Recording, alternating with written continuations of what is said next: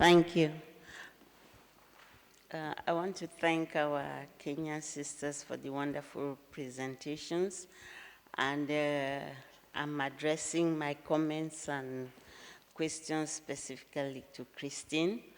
What we have noticed in most West African countries, because my office covers West and Central Africa, I wouldn't know about East Africa, is that it is easy for most countries to ratify international conventions. As soon as they come out, it's easy for the countries to ratify. The problem is the implementation of the provisions of the conventions that they ratify. Some countries have the monist systems. Other countries have the dualist system. With some countries, once an international convention is ratified, it becomes part of the law and it is implemented in the country. In other countries, once an international treaty or convention is ratified, there must be domestication of that convention or that treaty before such treaty can be implemented in the country.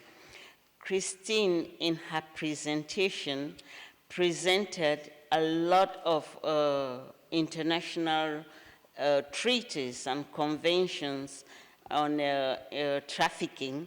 What I wanted to find out from her is, on top or apart the trafficking law in Kenya, are all these conventions that you cited being implemented alongside your law on trafficking?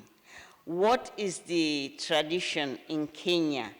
Do you domesticate international conventions and treaties before they are applied in Kenya, or does your constitution allow the implementation of conventions and international treaties as part of your law? Thank you.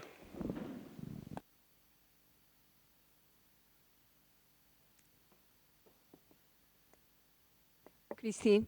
Okay. Thank you, my namesake, for that question. Under Article 2, Sub-Article 5 and 6 of the Constitution, we are allowed to apply these international laws and instruments within our jurisdiction.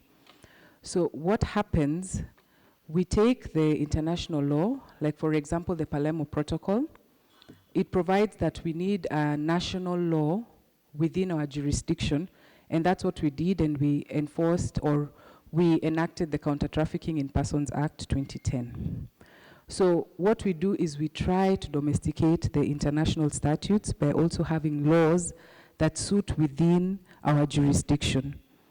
So various of the other laws like CEDAW, or laws that deal with children, like the African Protocol on the Rights of Children, we have our very active law, which is the Children's Act, currently undergoing amendment, and it's a children's bill that awaiting ratification by the Parliament, or is awaiting reading sessions in the parliamentary committees.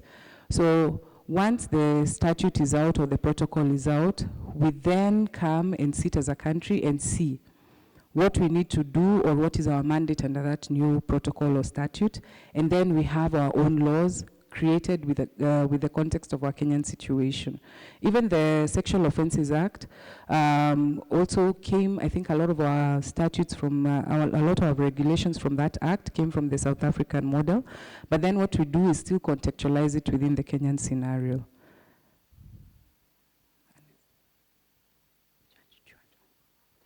¿Alguna otra pregunta, algún aporte, algún comentario en relación a los dos temas? ¿No has terminado? Otra, tú, tienes el uso de la palabra. Yes, I just want to add on to what Christine has said.